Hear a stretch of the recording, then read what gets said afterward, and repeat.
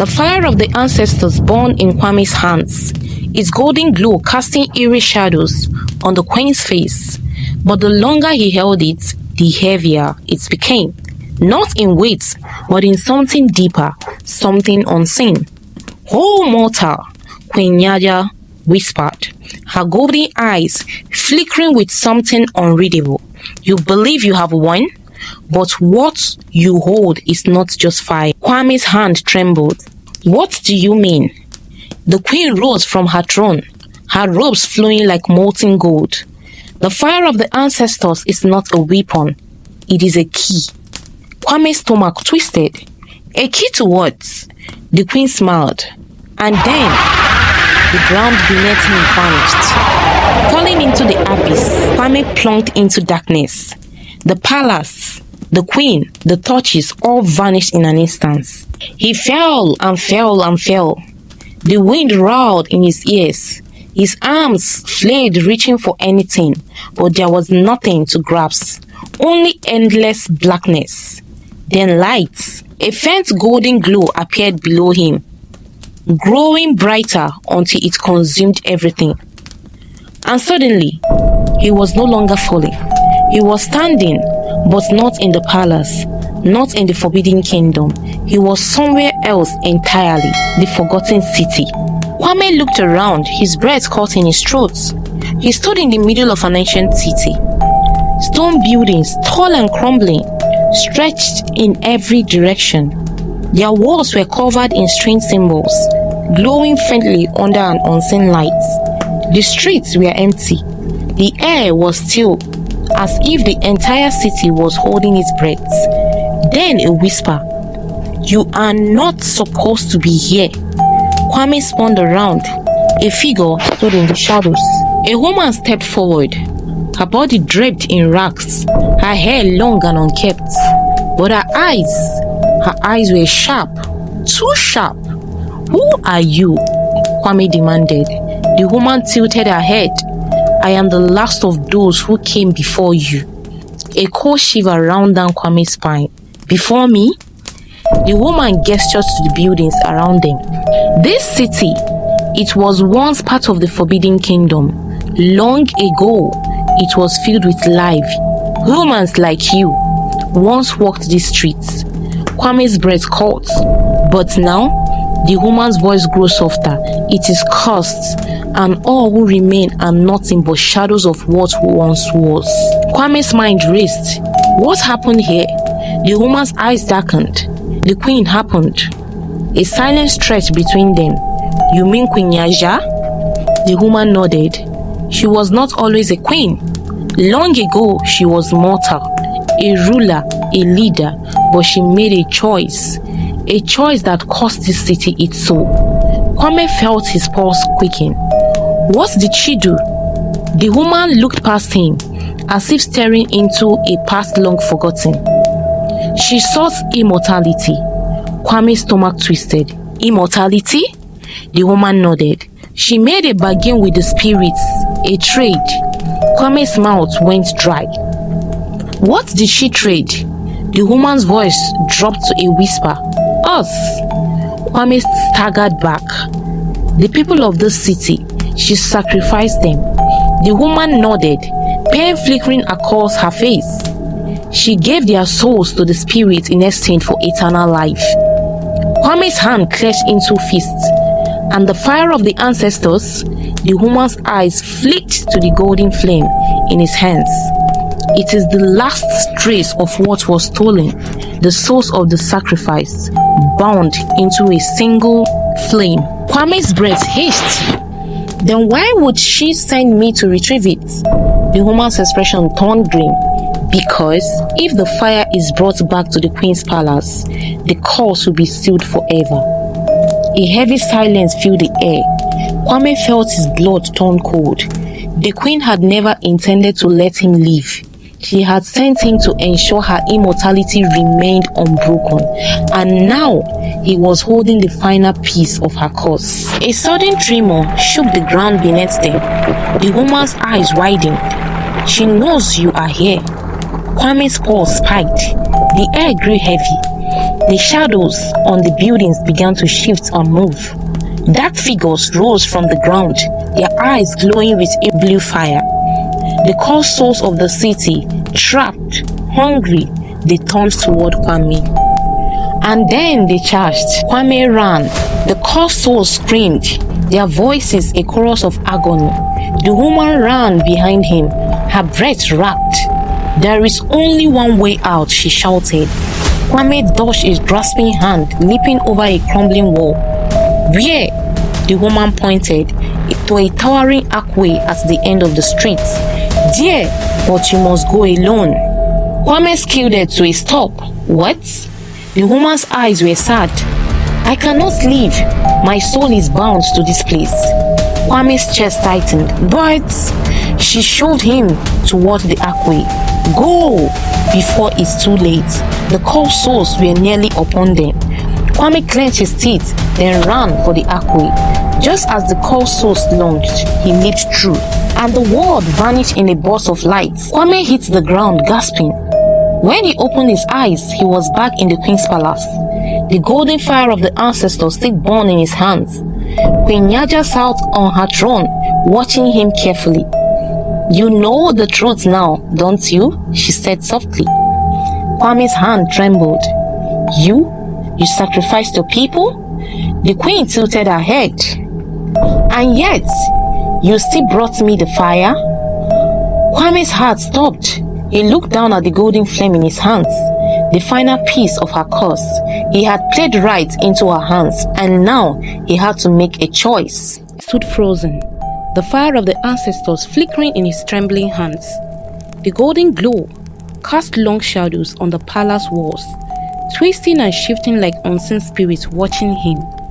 Queen Nyaja remained seated on her throne, her golden eyes unreadable.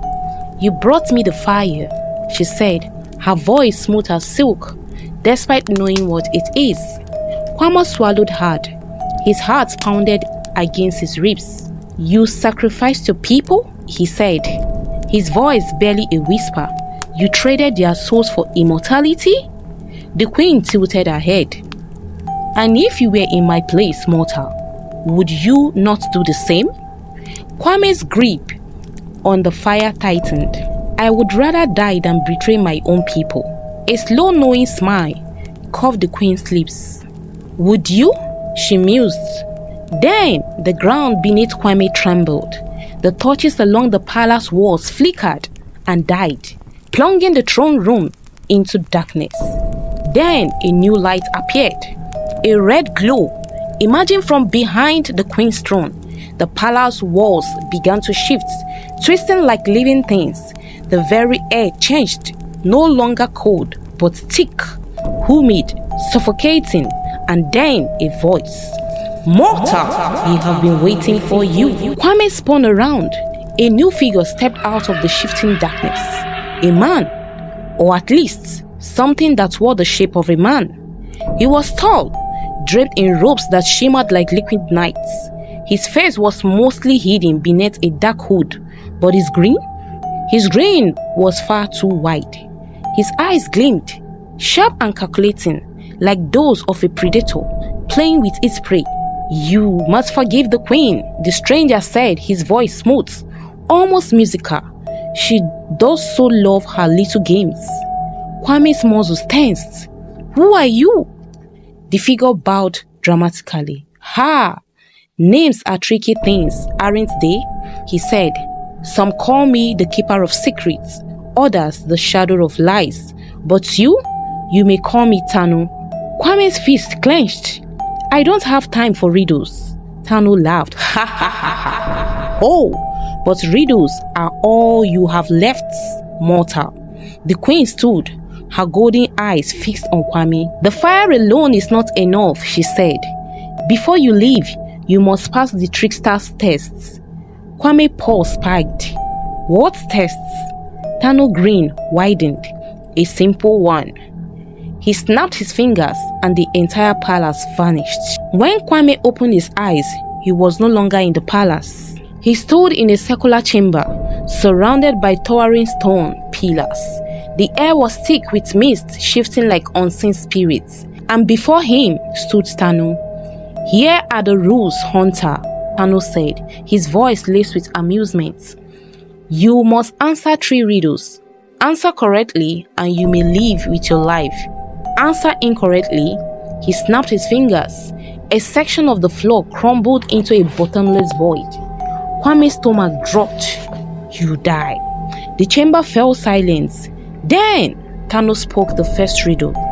"Riddle 1. I follow you wherever you go," Tano said, his voice echoing. "Yet I am never truly there. I vanish in the dark, yet in the light I cling to you. What am I?" Kwame's mind raced. He had heard something like this before. "Think, Kwame," he muttered. "Something that follows, but isn't truly there." "A shadow," he said. The chamber shuddered. Tano's grin widened. "Correct."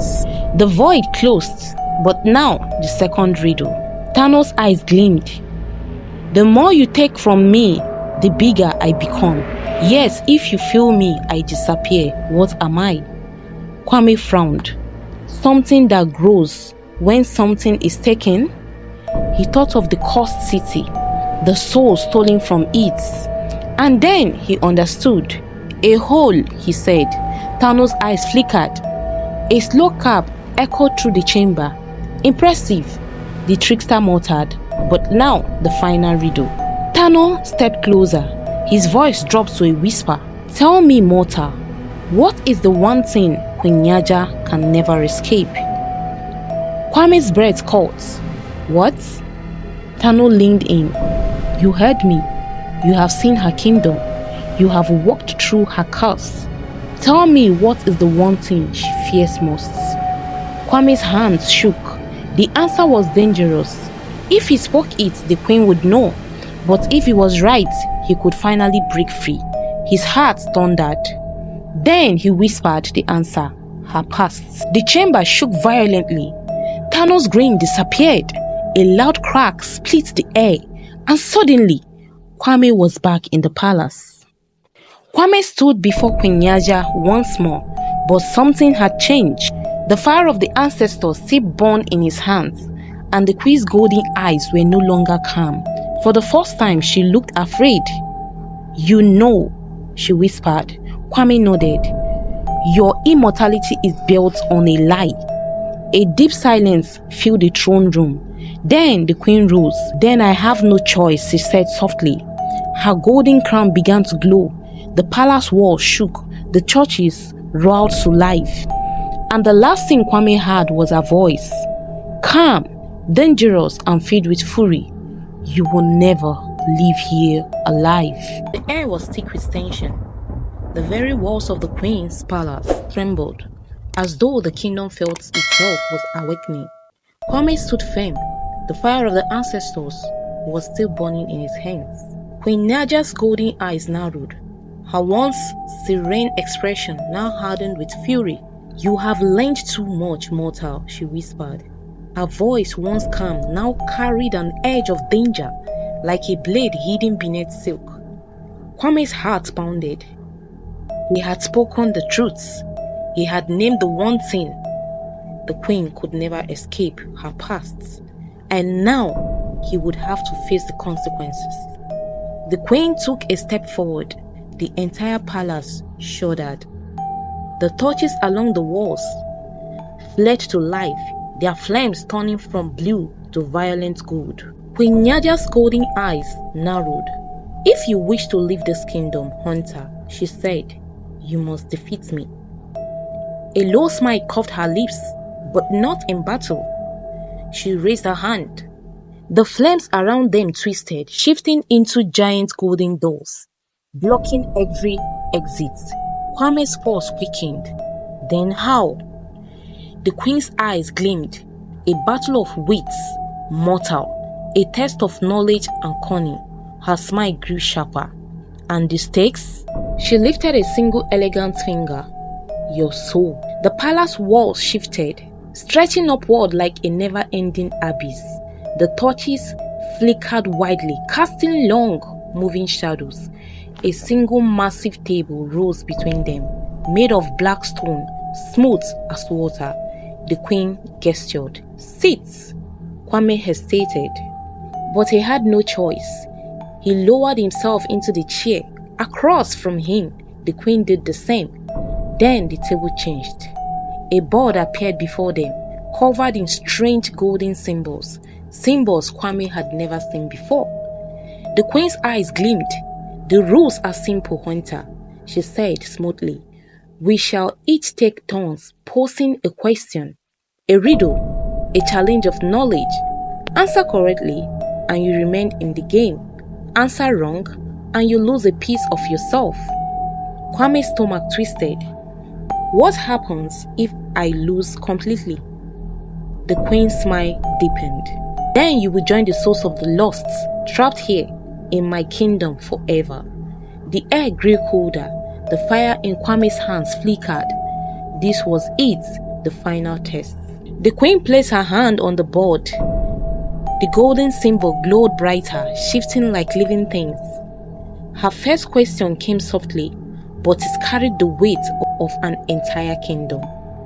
I have no beginning, yet I always have an end.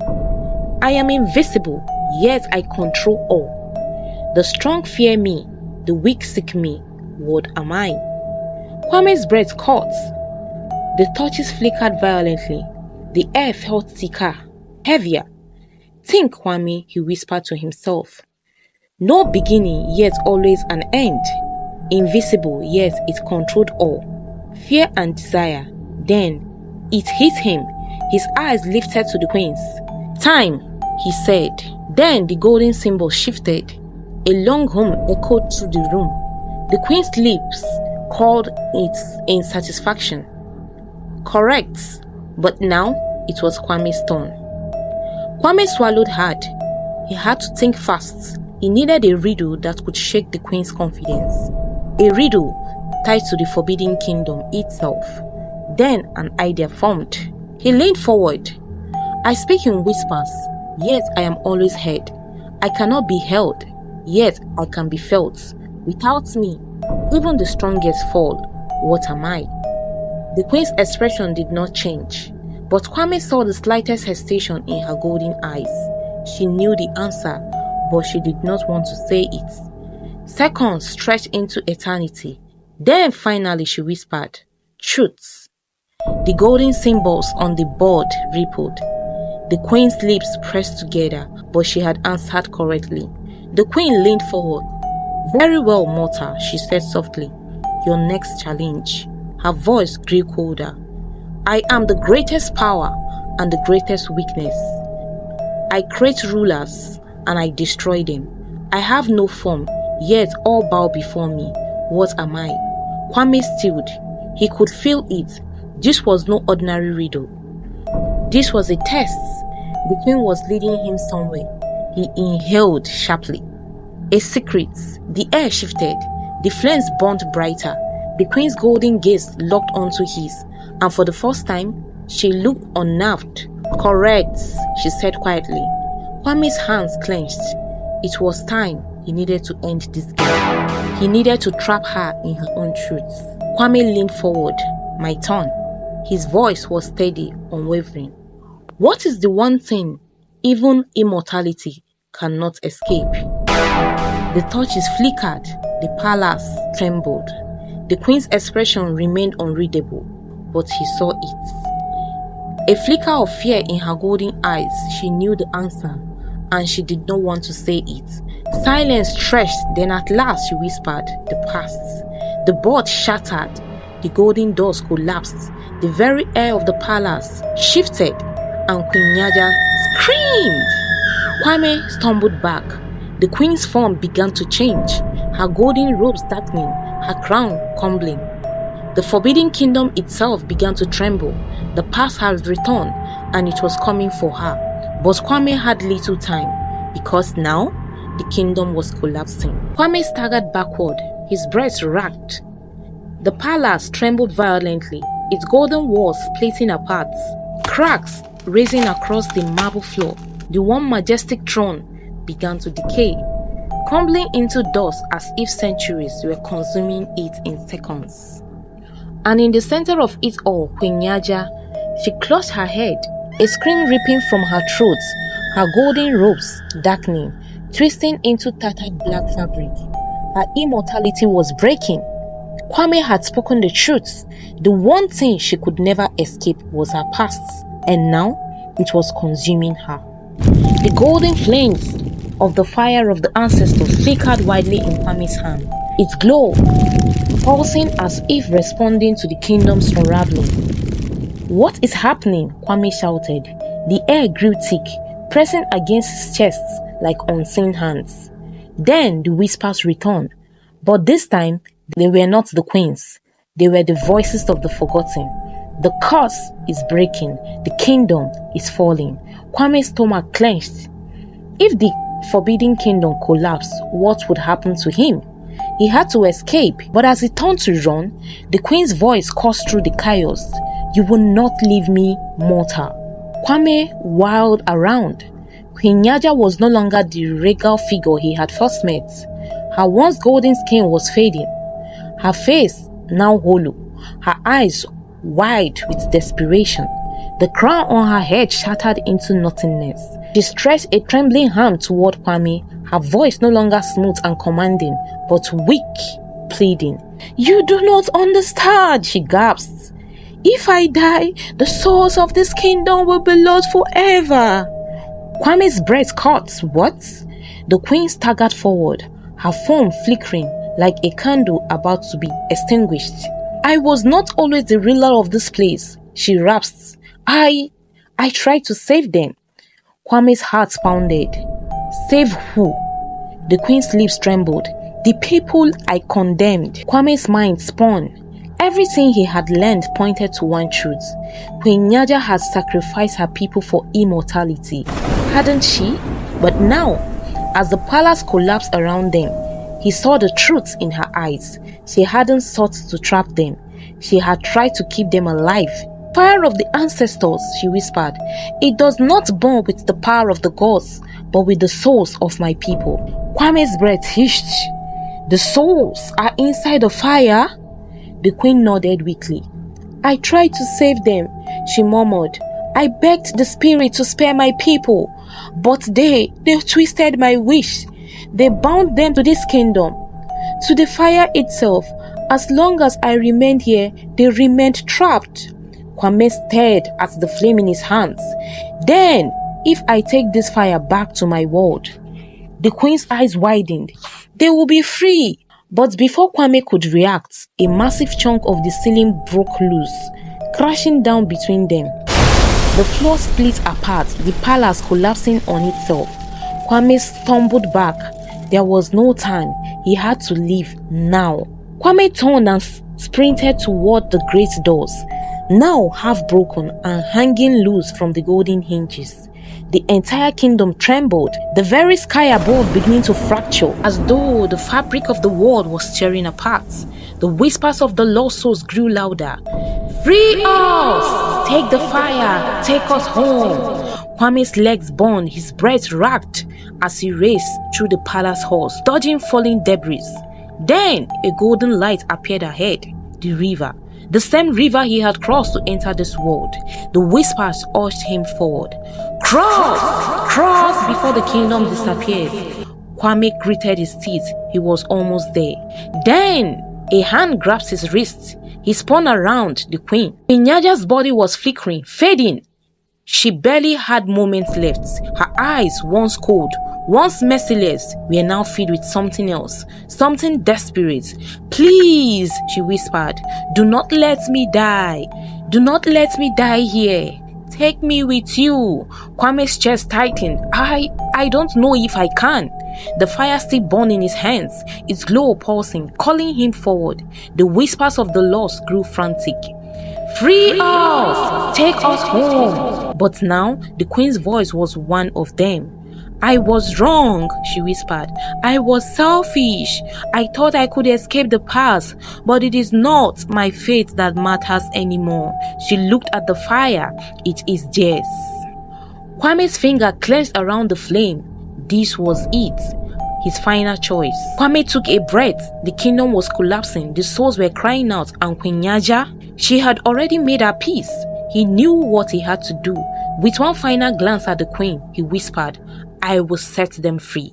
Then he turned and ran. The queen closed her eyes, and as Kwame reached the river's edge, he jumped. The fire in his hands blazed bright, engulfing him in golden light. The queen, the palace, the forbidden kingdom, all vanished. When Kwame opened his eyes, he was back. The forest stretched around him, the sky a deep blue. But something was different. The river was gone, and in his hands the fire of the ancestors had vanished. Yet he could feel it. The souls were free, and the forbidden kingdom was no more. A new dawn had begun. Kwame returned to his village, but no one believed his story. Yet deep in his heart he knew. He had walked where no man had walked before. He had seen a kingdom beyond time, and he had freed the lost.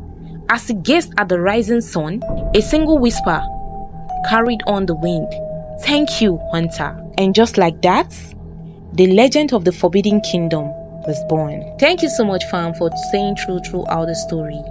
If you love this story and you're interested in more beautiful stories as this, then do not forget to like, comment, and also do not forget to subscribe and also turn on your notification bell so that you'll be the first to receive our notification each time we upload new video. Thank you. Bye.